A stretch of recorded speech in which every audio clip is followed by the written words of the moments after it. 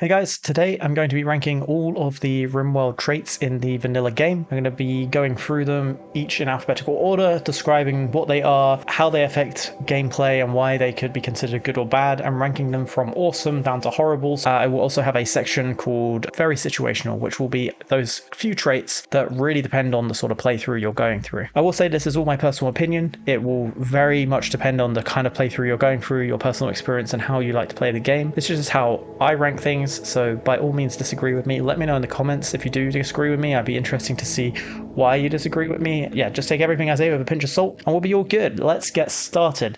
The first one is Abrasive. Basically, they have the tendency to insult people and rub them up the wrong way. They're much more likely to insult people, and they have a negative 15% market value. So if you're selling a prisoner with Abrasive, they'll be worth less just because of this trait. Therefore, this is a bad thing. You can't really spin it to be good in any particular way, but it's also not really hard to deal with them, so it's only bad. Annoying Voice is very much the same, only kind of worse, because they have a negative 25 opinion from all other colonists just right off the bat. The second they open their mouth, other colonists dislike them, and they have a negative 20% market value. However, it's still not bad enough in my opinion to put them into awful, so they're still going to remain in bad. Aesthetic. These colonists don't like to have impressive bedrooms and impressive meals and stuff like that. So by this I mean by the description it says they have forsaken physical comforts and enjoyments in the favor of simple pure lifestyle. They get a +5 mood boost from having an awful bedroom, and they have a -5 mood penalty for having a slightly impressive or better bedroom. Their mood not affected by food quality. They prefer raw food. Pawns or other colonists' beauty does not affect them, their social opinion of that colonist. So all in all, a good thing, especially for early game when you're going to have awful bedrooms and you're going to maybe have to use raw foods. They don't care about food quality, so if you are only able to use NPM or raw foods, they're not going to mind. So in the early game, they're very useful. So all in all, a good thing to have. It makes the early game a little bit easier. Later game, when things like impressive bedrooms become a thing, you just keep them in an awful bedroom, so it's not that hard to deal with. The only downsides that could occur is if you have a colonist that gets in a relationship with an aesthetic and they're not both aesthetics, then there's a chance that you would want to put them in an impressive bedroom and have to deal with that mood loss, but that's usually counteracted by the fact that they get things like get some loving, and when they get married they get massive mood boosts. So generally speaking, pretty easy to counteract.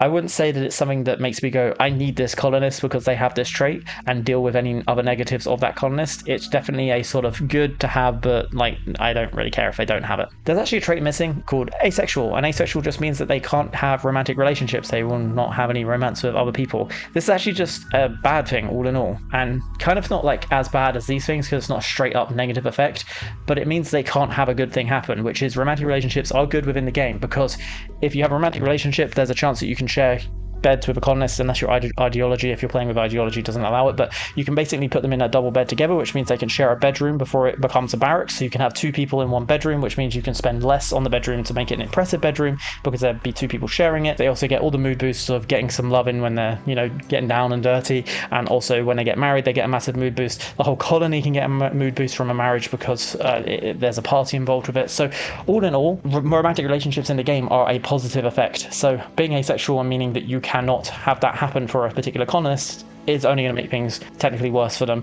It just means there's the lack of the ability to be able to get those good things. So I'm going to put it kind of in the middle here when I edit it in. Neutral either, it's kind of bad, but not really. Next one is Beautiful. They basically create beauty around them. Other colonists who are around them have a increased beauty level. They make them happier, and they'll have more, I believe, romantic advances on them. So just a good one to have. Again, kind of like aesthetic.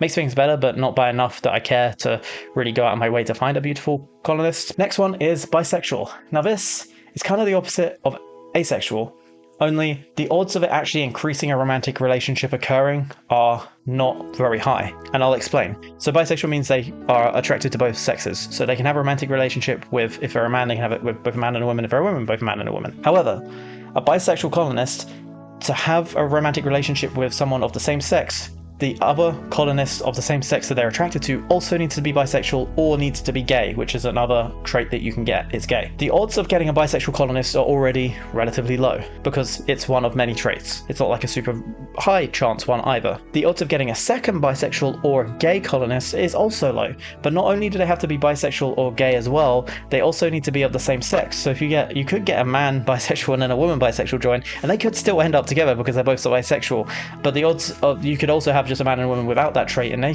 would also get together. So what I'm trying to say is the amount of relationships that bisexual trait increases your chance of one occurring by, it's so minuscule until you get like a huge colony or until you get lucky with like a bunch of bisexual or gay colonists. It doesn't really help things very much. So it's just neutral, edging on a tiny bit. Like if we're on a scale of 0 to 1, it would be like 0.1 on the positive side of a trait to making things easier for yourself. Next trait is Bloodlust. That belongs in Great. I know that sounds odd for me to just go straight into Great, but I will explain. Basically, they don't mind doing dirty work of killing and dealing with death and dealing with corpses. So there is a negative mood buff for a standard colonist if they see a corpse. Bloodlust do not get that. Bloodlust also get a +8 mood bonus from seeing a stranger die. So not only do they not care about the corpse, if they deal with a raid, like they watch someone die within a raid, they'll be happier for it. On top of that, if they're the one that actually kill that stranger, they'll get a +13 mood boost, so they're even happier. So you can use them to finish off people from a raid to give them an instant mood boost. Plus, if they're just generally in a raid, they'll be happier. You can then get them to deal with all the corpses to decrease the chance of your other colonists becoming unhappy.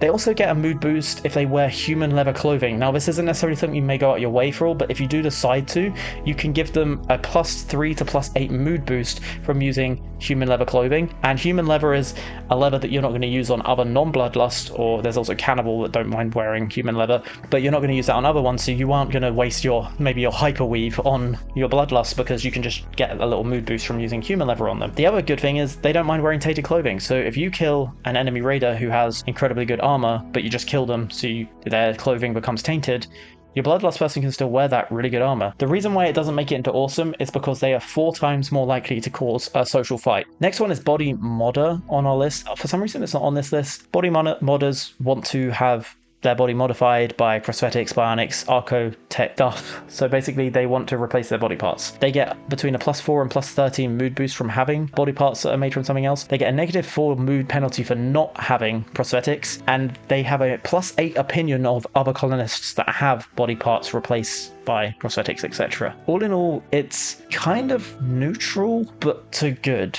By that I mean there's a good chance that parts of a body of a colonist will be blown off at some point or another, so body modding becomes pretty common. So if you have a body modder, it's very easy, especially when you get into the mid-game, to kind of give them that part. The reason why it's not great is because that -4 mood boost in the early game, if you have a body modder, can be a difficulty until you can get to a point where you can have the tech to be able to replace their leg with something that isn't going to give them a negative mood speed. Overall, not a bad thing. I'm going to put it in the good section. Not quite great. Body Purist is the complete opposite and therefore belongs in the bad section. And the reason why it's bad is because there's no chance of really having a positive from it. It's only negatives. You don't get a positive from not being body modified. You only get negatives if you become body modified, and you dislike others that are modified more for being modified. So anyone with a peg leg or prosthetic or whatever, they have a -8 opinion of them, down to a -40 for different body parts being replaced. Anyway, on to the next one is Brawler, and I like Brawler quite a lot because I'm going to put it in Great. They get a +4 to their melee skill, so whatever their melee skill is to start with, they just get a +4 because they have this trait. However, they get a -4 to their shooting skill, so in a situation where you have to have them shoot, which isn't very often, their melee hit chance is +4, so they're way more likely to hit someone when they're using a melee weapon, which is great. However, they get a -20 mood penalty for wielding a ranged weapon, so if for some reason you need them to temporarily wield a ranged weapon, they're going to be very upset about it. The downside to this is in the early game, brawling or melee fighting is a lot more dangerous. You're much more likely to get injured because your armor isn't very good, and until you get shield belts, you can very easily be injured on your way to go and melee someone. So you have to play with them very carefully in the early game, but in the later game, because of their ability to hit a lot more often, they become a really good melee fighter. They have that +4 melee ability, so yeah, overall a good thing to have if you manage it correctly. Next we have Cannibal. Cannibal is, in my opinion, situational.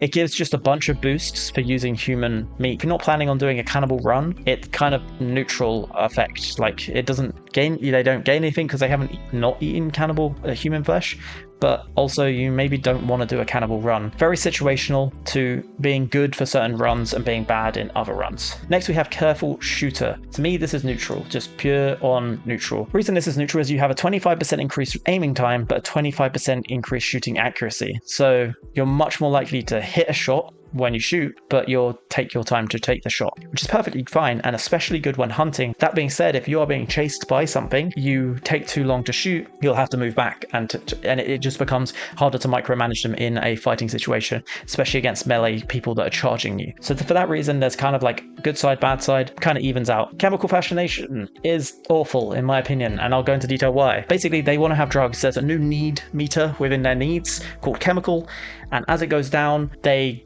gain the wants to take drugs. They want to have some sort of recreation drug within their system. This is bad because their mood boost is -12 when they're at the bottom of their chemical meter, and only +6 when they're at the top of it. So even if you constantly keep them drugged up, they're only going to be at a +6. Bad thing number one. Bad thing number two is they ignore drug policies, except for luciferium and penoxylin. They'll be much more likely to have mood tantrums or mental breaks that involve them doing drug binges, which means you lose your drugs faster.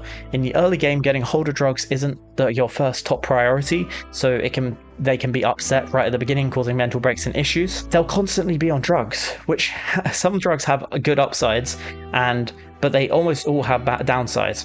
Much higher chance of addictions, which means when you run out of drug, they're going to have withdrawals. Certain drugs will cause their speed to slow down, their work speed to decrease, their accuracy to decrease. So to me, it's an awful thing to have. And the next one is chemical interest. It's the same, but less bad. They get less of a craving. They get a -6 when they're at the bottom of their chemical meter, and only a +3 when they're at the top. So it's just like a diluted version of chemical fascination. So it belongs in bad, in my opinion. Creepy breathing. They have a -25 opinion from other colonists and a -10% market value. It's basically the same as annoying voice, only slightly less bad. I just put it at the same level as bad because it's annoying but dealable. Depressive absolutely sucks. In fact, I'm going to put it all the way into horrible. It gives you a -12 constant mood penalty. That's insanely difficult to deal with. To put that into perspective, it means a lavish meals +12 from eating a lavish meal is completely counteracted. So if you fed your depressive colonists on lavish meals only, they'd be at the same mood level that someone eating simple meals would be on. Overall, makes things really annoying, especially in the early game where like most of your colonists are not going to be at the top of their game the whole time. There's going to be something going wrong for them. Fast learner, next one. Global learning factor of +75%. This is great actually. Basically means they learn faster. Passion suddenly becomes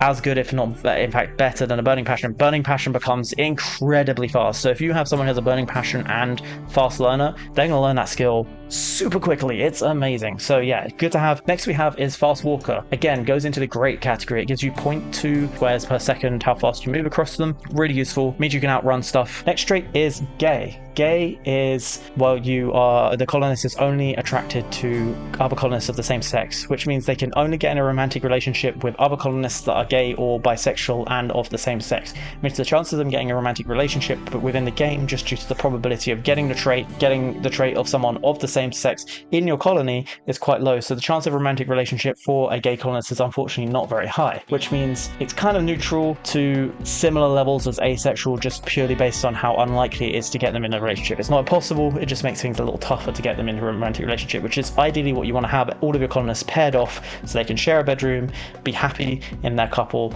they get married and get like lots of busts from that. Next is gourmand. This is a pain in the butt gourmand. In fact, I'm going to put it as awful, and the reason why is they have a +50% hunger rate. They do get a +4 to their cooking skill, which means it's not as bad because they're good at cooking, but their mental break is very often a food binge, which means not only do they get hungry quicker, which will make them unhappy if you run out of food, when they get unhappy, they then go and eat all of your food, which sucks because in the early game, you need that food. So it's kind of awful, and I will avoid them if I can, but like when I get to mid-game and I've got good food control, I'll allow them to join my colony. It's not the end of the world. Great memory is just good. It's not amazing, it's not great. Great memory just means that they don't lose their skills as quickly. So as you learn skills, you get experience points as you do a particular thing over time, and then once you stop doing that thing, it slowly ticks back down. Having a great memory just slows that down, so you can tend to get progress faster, especially for skills like medical, where you're not doing it constantly because you have to have something to do medicine on to gain it as a skill. Medical people gain a lot from having great memory, which makes sense because doctors tend to have great memory. Greedy. I don't like greedy people. I mean, I guess that's a statement in both life and as a trait. It's pretty awful to have a greedy person colonist though as a trait. The main reason is they need to have an impressive bedroom, and if they don't have an impressive bedroom, they have a -8 mood boost, a -8 to -4 depending on how much below an impressive bedroom it is. So slightly impressive will give him a -4, awful will give him a -8. It's basically a constant -8 mood debuff in the early game. Makes stuff difficult, not good to have in the early game, so I tend to avoid them when I'm rolling. Next is hard worker, and this is great. I love hard worker. They have a plus 20% global work speed. They do everything 20% faster. Now they do have a -5 opinion of all colonists without the same hard worker or industrious trait. They don't like other colonists that aren't also hard workers, but they work 20% faster, and it's only -5, so it's very easy to counteract. So all in all, really good. And industrious is exactly the same, but the first thing that's going to get into the awesome category, because it gives you a plus 35%. It still gives you that -5 opinion of all colonists without the same trait, but a plus 35% work speed, which just makes them incredibly good. Next one is iron-willed, and this is another one that goes straight into the awesome, and that's because iron-willed gives you a -18% mental break threshold. Basically, on your mood bar, there are lines that represent when certain mental breaks will start to have a chance of happening. And so as your mood goes down, once you hit that it's a little line underneath, once you hit that, you will start to have a chance of a mental break occurring, increasing as you get lower and lower towards 0% mood. This decreases that by 18%, which shifts it down further, so you have to get even lower mood before you even start getting mental breaks, and then the odds of getting those mental breaks are lower and lower and lower. So really good, especially for the early game when mental breaks happen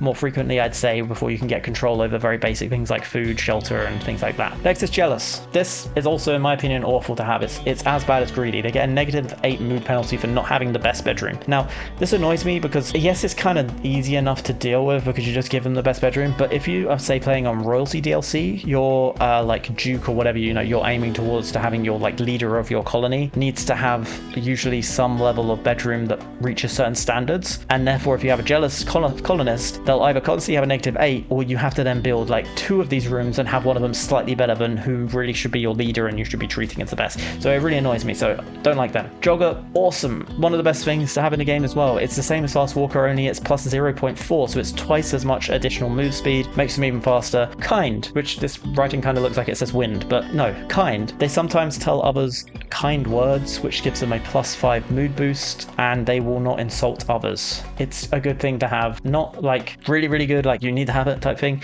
but likely that they're going to improve the mood of the colony and they won't insult the colony, so less likely to have social fights. Next is lazy. Lazy sucks. It's basically the complete opposite of fast worker. Hard worker, sorry. They have -20%. So I'm going to definitely give it an awful because they work very slowly and it's a pain in the butt. And in the early game, you need stuff to be done quickly because you need to get your defenses in place. You need to get your food in place. Doesn't help things. Masochist. This is actually a good thing. I'm going to put it as just good. And the reason why we're putting it as good and not great is because it comes with a slight caveat. Masochists like to be hurt. They get 5 mood boosts for little pain, 10 mood boosts for medium pain, 15 mood boosts for severe pain, and 20 mood boosts for being in shock. This means if they do get injured in a raid, they'll be less likely to have a mental break, causing them to maybe get a disease because they're not in a like hospital bed or in a clean environment, and they will get their injuries seen to faster. However, injuries are always a bad thing. So yes, they might be in pain because they have a scar on their leg, but that scar on the leg may be affecting the efficiency of that leg. So it's a kind of play off against things. It's good to have because it means when they do get injured, they'll be in a better mood, but it's bad because you don't really want to injure people. Misandrist and misogynist, basically the exact same thing. One, they distrust and dislike men, so they have a -25 opinion of men. The other, they have a -25 opinion of women. The misandrist is 1.7 times more likely to happen in a woman, and the misogynist is 1.7 times more likely to happen in a man colonist, and the misandrist is half as likely to happen in a man, and the misogynist is half as likely to happen in a woman. It does generally mean that the chances of a romantic relationship is less, and that they get in arguments, fights, and things with those of the misandrist or misogynist, depending on, what they dislike. So generally a bad thing, but also very dealable. Nervous. I really don't like nervous. Awful. Nervous is the opposite of iron-willed, only not as bad. So it's a plus 8% to their mental break threshold. So like I said, when the iron-willed brings that mental break threshold down, so you can get them to a lower mood before they start having probability of mental breaks, this brings it up, so they're more likely to have mental breaks earlier on. In the early game, this becomes pretty difficult. Dealable, but enough that I don't want to have to deal with it. The next is neurotic, which is somewhere between neutral and good. And this is more of a personal opinion. I think some people would even say this is bad. This is a mixture of having nervous and hard worker. They get a 20% global work speed, but their mental break threshold is plus 8%. I'm fine with having them because you get the 20% global work speed. I tend to mollycoddle them, give them slightly better stuff to keep them in a better mood more often, and I'm happier to deal with them because I know that they've put in 20% more work. Night Owl, in my opinion, is kind of neutral. I don't dislike them, but I don't aim for them. Can kind of be arguably situational. You could have it so that you want to have them fight in the dark if you say are using the ideology of for tunneler, so it's kind of situational, but also in most cases it's neutral. Basically, night owls want to sleep during the day and work during the night. They get a minus 10 mood penalty if they're awake between 11 AM and 6 PM, and a plus 16 mood boost if they're awake between the hours of 11 PM and 6 AM, and they get no mood penalty from being in the dark. They just flip their work day around and have a positive mood effect from it. Nimble, they have a melee dodge chance of plus 15 and a trap spring chance of 10%. Now in most cases you won't be going over traps with your own colonists, but it does kind of help to have a nimble one. The fact that they can dodge melee hits makes them much better in a raid. Next we have Nudist. Nudist is kind of neutral to bad. I'm going to give it a bad, and the reason why it's bad is because you get a plus 20 mood bonus if your colonist is naked. However, they can wear headgear and belts. They get a negative 3 mood penalty for wearing any clothing. Now the plus 20 mood boost from them being without clothes is great. It means they have really good mood boost. However, they can't wear armor, so except for a shield belt for their belt part, but the rest of their body can't be protected by armor, so they're much more likely to get injured badly when shot at or hit. They also can't deal with extreme temperatures, so if you're in a cold or warm mat like desert or tundra, you're not going to be able to have a nudist be nude because they will freeze to death or get heat stroke and die. Overall, kind of a bad thing because you're probably just going to have to deal with having the clothing, which will give them a negative mood penalty all the time. Next is Optimist. They have a permanent 6 mood boost. This to me is great. They're plus 6 happy all the time.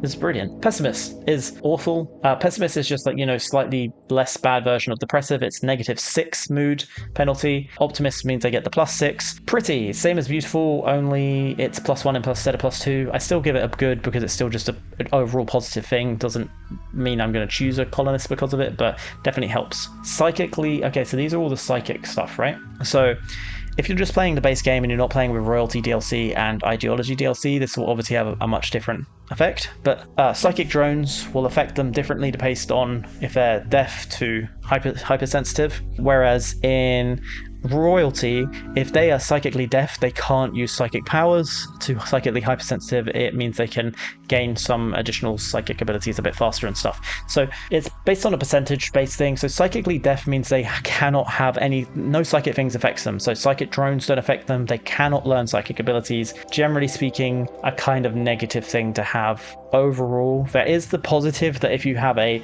negative psychic drone, they don't get affected by it, but having the ability to have psychic abilities is always good, and having the good psychic drones affect them is also good. So it's slightly bad. Psychically dull is neutral, basically. They can still have it, but they're not going to be good with their psychic abilities, and they will still be affected by psychic drones, just not quite so much. Psychically hypersensitive is somewhere between good and neutral. I'm going to put it in good, and I'm also going to put psychically sensitive in good. This basically means they're affected by 40% if they're sensitive and 80% plus if they're hypersensitive. Again, makes them better at the psychic abilities. Psychic drones have a higher effect on them, which has both a sort of, depending on if you get a good or a bad psychic drone. So it kind of levels out, but just about becomes good. I wouldn't choose a colonist based on their psychic ability unless I was specifically looking for someone who could do psychic stuff. Psychopaths, their mood is not affected by sight of death, unburied colonists, prisoners sold into savory, organ harvesting, butchering of humans, or friendly chats. So basically they don't really socializing doesn't really have an effect on them.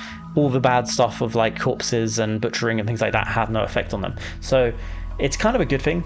The reason is you can kind of get them to do all the dirty work. So if you need human leather for your cannibal or whatever, you can get them to do the butchering and they still won't be affected by it. If you need someone to bury colonists, bury corpses, they won't be affected by the negatives of doing that. Pyromaniac, horrible. Never choose a pyromaniac. In fact, I will banish pyromaniacs. I hate pyromaniacs with a passion. They have ruined so many of my runs.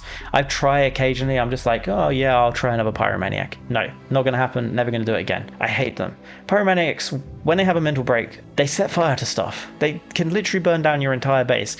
They won't do firefighting, which is another thing that's very annoying because firefighting is very important. If your base is on fire, you want it to be put out so you don't lose stuff. Quick Sleeper, they get plus 50% rest rate. I like Quick Sleeper a lot. It's not the best of the best, but it's definitely great to have. In fact, I'm going to put it in awesome. I really like having it. Generally speaking, if they're sleeping less, they're doing more. Sanguine, permanent 12 mood boost. It's the opposite of Depressive. It's brilliant to have. It is basically they have eaten a lavish meal all the time. So when they eat a lavish meal, they're even better. Yeah, brilliant one to have. Sickly, they have +4 to their medical skill, but they randomly catch a disease independently from the rest on the colony once every 30 days. So they're basically sick a lot of the time. I'd say it's kind of neutral to bad. I'm going to put it as bad, but the reason it's kind of neutral to bad is because they have the +4 medical skill, they can become a good doctor, and just because they get the disease, once you set up a hospital later, they can get over the disease very quickly and then still be your best doctor in the game, and you can kind of just keep them as that doctoring role. Slothful, horrible. Negative 35% global work speed with no caveat to make it better. Bad and overall. Slow learner. Really, really not fun, but not terrible. Negative 75% global factor of learning. I put it as awful. It means they just learn stuff really, really slow. So if they have really, really high skills as your colonists already, it's fine. They just won't learn stuff very quickly. But yeah, not very handy. Basically counteracts having like passions and stuff entirely. Slowpoke, they're really, really slow. They get a negative, well, I say really, really slow.